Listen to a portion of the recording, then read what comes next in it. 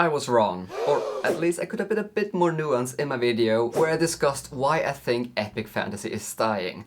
Now, around 2 weeks ago, I posted a video called Epic Fantasy is Dying and It's Making Me Sad, after I saw Patrick Leo posted a video discussing the state of epic fantasy, particularly within traditional publishing. Now, I was surprised by how much interaction my video got, with almost 500 comments, with some fellow booktubers that I absolutely love commenting their disappointments with my video. And now, more recently, a fellow booktuber called Matt's Book Review posted a video where he tried to debunk a lot of the claims Patrick and also myself had in our videos. Weird that I have to make this video, but last month a YouTuber much bigger than myself made a video called Epic Fantasy is Dying that made a pretty bold claim that immediately shot off a ton of red flags for me. But virtually every point in the video was pretty easily debunked. And if I didn't actually know these people, I would have said it was like AI-generated content. So today, I wanted to respond to some of Matt's claims, and his video actually came at a really good timing, because I had been wanting to make a follow-up video for a while, especially since there were some points that I probably could have fleshed out a bit more, especially my stance on Romantasy, which I will cover at the end of this video. I also just want to emphasize, I think Matt makes some really valid claims. There's just one comment I found to be slightly harsh, and that was the fact that Matt said that these videos and response videos were AI generated. Now, there is a reason why I think people have had a strong reaction to my video and Patrick Lee's video on this topic, and I believe it comes down to, for example, me and Patrick using arguments by using inductive reasoning.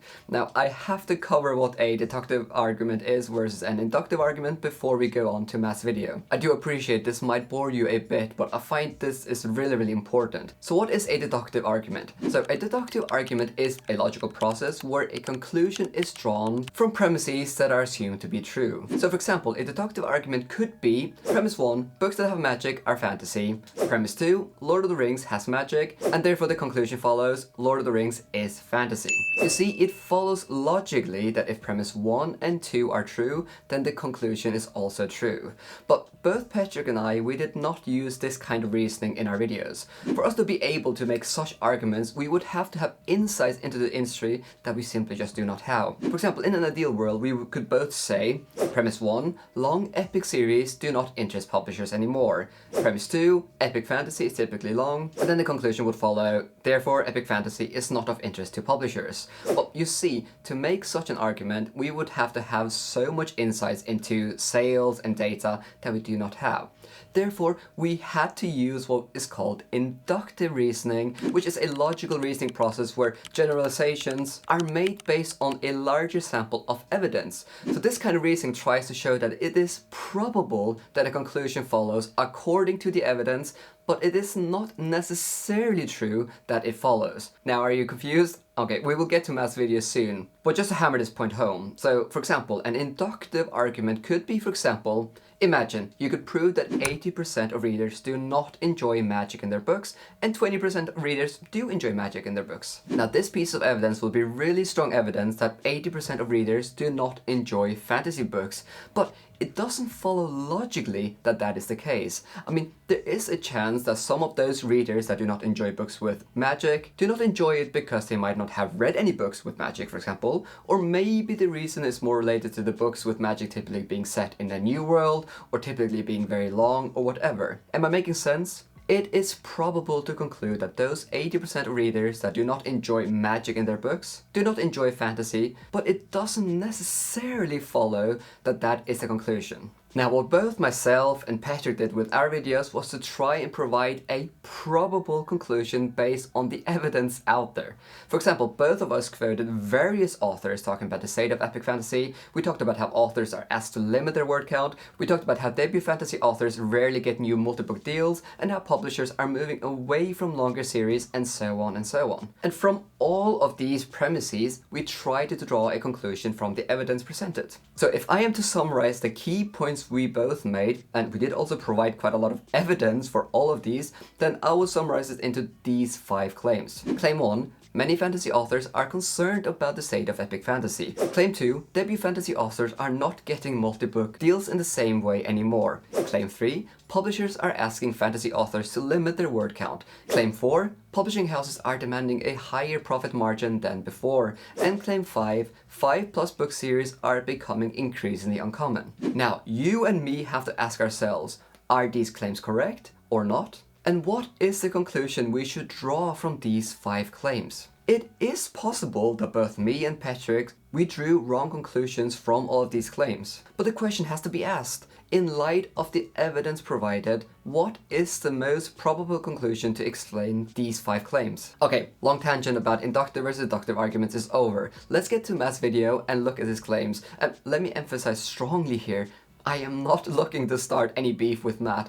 I'm really glad actually that he made this video, and I think that his video is really helpful to give a holistic view of the discussion, and I would recommend you going to his channel and watching the original video and also watch some of his other videos. Now, as you will see in Matt's video, he has identified that inductive reasoning has been used in both Patrick's video and mine video, since he summarized the discussion into 8 claims, and he'll in this video try and debunk every single one of those claims to show that the conclusion that we drew, epic fantasy is dying, is not correct. So without further ado, let's get into it. Claim number 1 is debut authors are not getting multi-book epic fantasy deals. Okay, again, just to emphasize here, I don't want to create any beef with Matt by disagreeing with him right from the bat, but I think I can fairly confidently say that this claim is actually not true. So on his own video, Stephen Arian, an author that was published with Orbit in 2015, he commented under this video and he stated that claim 1, until fairly recently, debut authors don't get multiple book epic fantasy deals.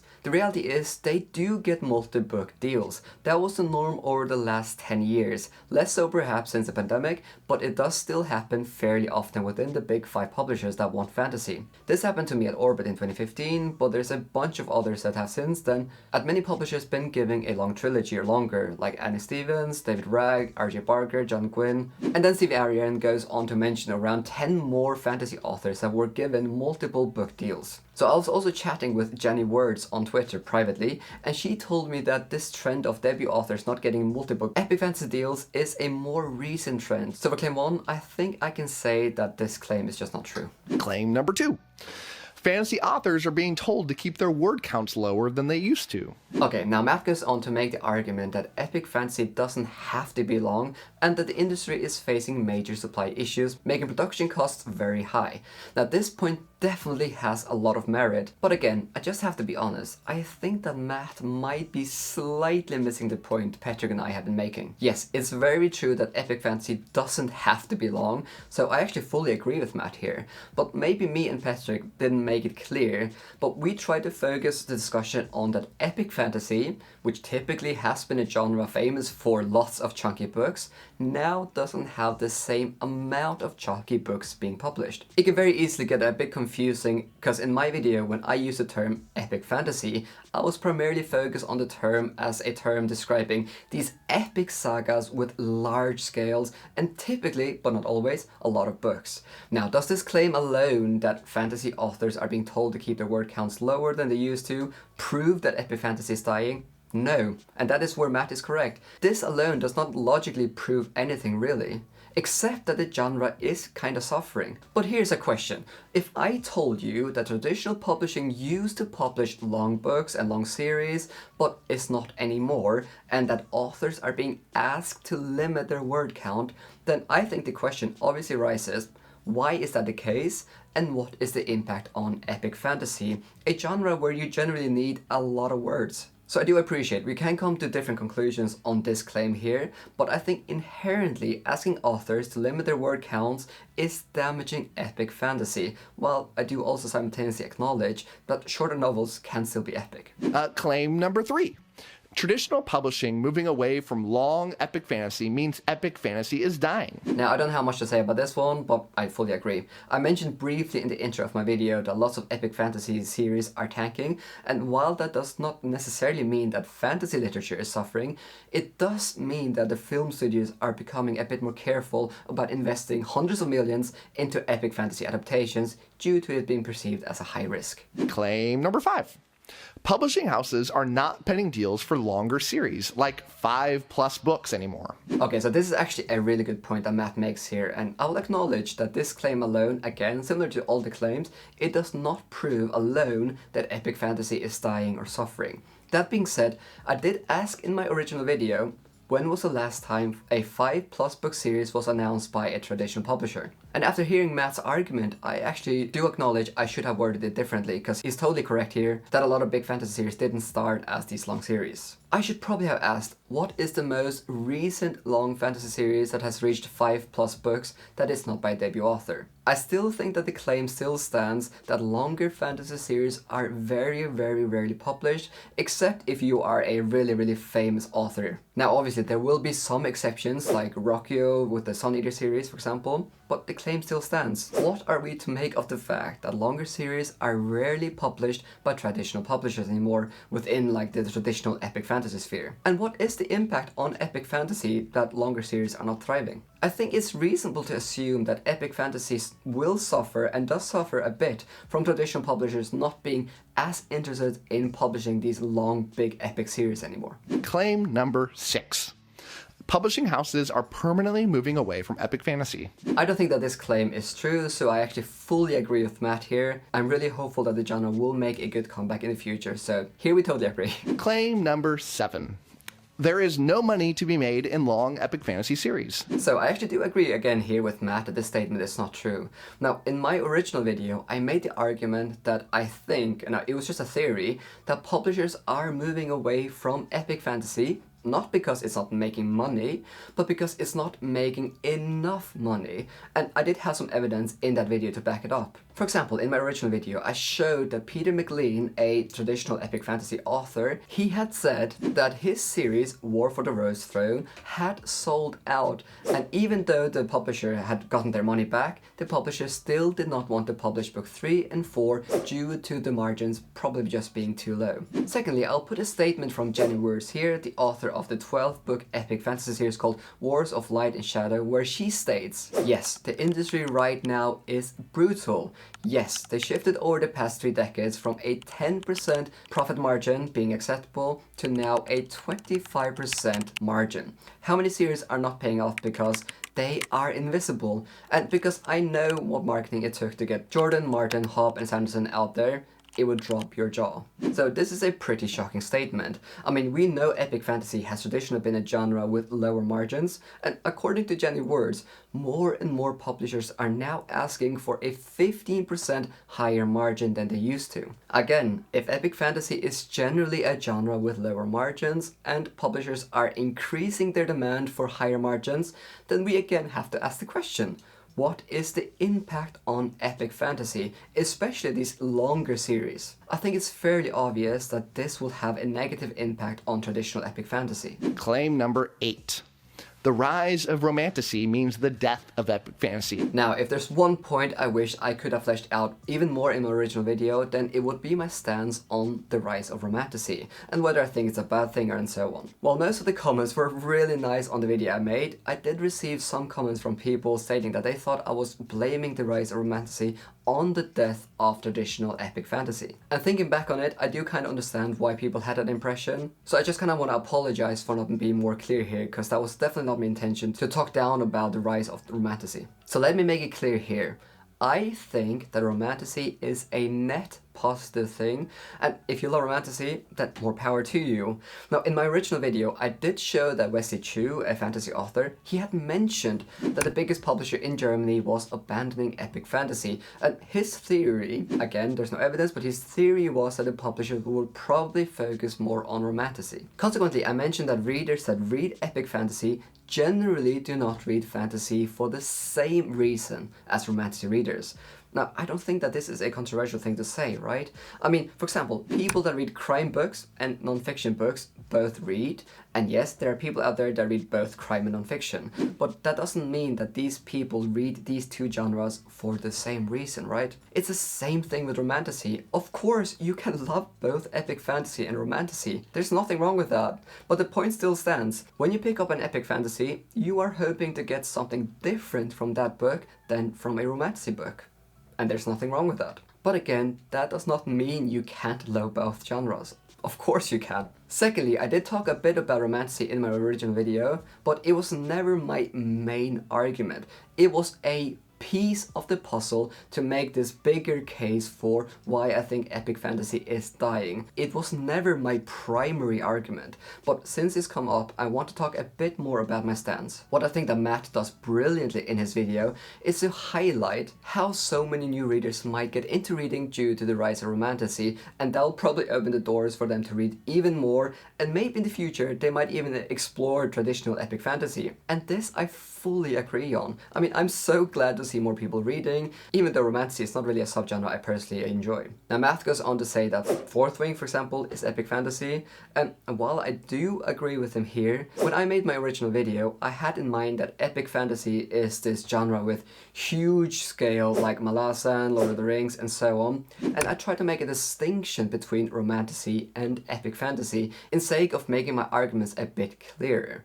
Now, I do acknowledge that Fourth Wing is epic fantasy by definition, but I think a lot of readers would not use that terminology epic fantasy as the primary way to describe Fourth Wing, for example. I think what I'm trying to say here is that I acknowledge that it causes unnecessary confusion when you don't define your terms properly, and the fact that I didn't do that has probably led to some confusion about my stance on Romantasy. But I want to emphasize again here, Romantasy is not a genre I enjoy, but I do not think that the rise of Romantasy in of itself is a bad thing.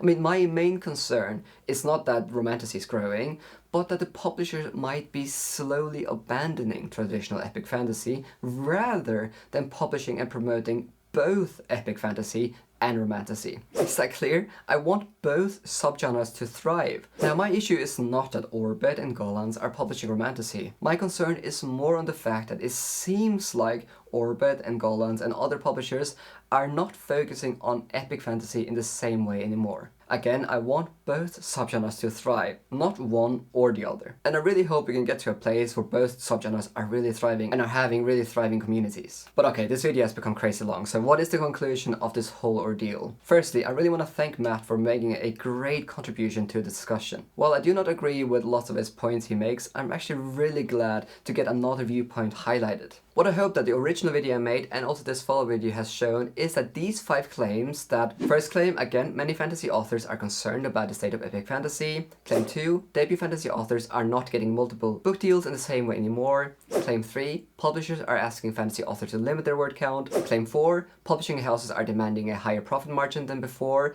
And claim 5, that 5+ book series are becoming increasingly uncommon, are all legit statements and concerns. Now, I think that if all of those statements I just mentioned now are true, which I think there's really good evidence for, then I think the most logical conclusion is that epic fantasy might not necessarily be dying, as I said, but at least we can conclude that it's not thriving within traditional publishing. Fortunately, it is thriving in the self-publishing community, which I also mentioned in my original video, so you can always go there to get your fix. So I think I'll conclude my video here. I don't think that epic fantasy will go away and totally die out, and I'm really hopeful it will one day make a comeback. I'm just concerned about the current trend, and I hope it will get better within the traditional publishing sphere soon. Thank you so much for watching, and make sure to go and check out Matt's channel. Oh, you're still here and you want more? Well, the good news is that if you want more and you want to support me, then I do have a Patreon. Now, if you didn't know, then I have a Viking book club where every single month we read one book together, and you can be the one that can put the book forward. Last month we read this book, and this month we're reading this book. And at the moment we are trialing having Zoom book club discussions after everyone has read the book. So also, if you want to discuss a book with me and other like-minded people, then the Patreon is the way to go. Now, in addition to getting your name in my videos, joining the Viking book club, potentially getting art cards depending on what tier you are, I am also basically spending around 100% of my Patreon income to reinvest back into my channel. Since I launched my Patreon, I have had more than 30 videos professionally edited. And just to give you an example, from September 2023 to March 2024, I have spent more than $1,500 into video editing with the aim to consistently post high quality videos for you to enjoy. It is much appreciated.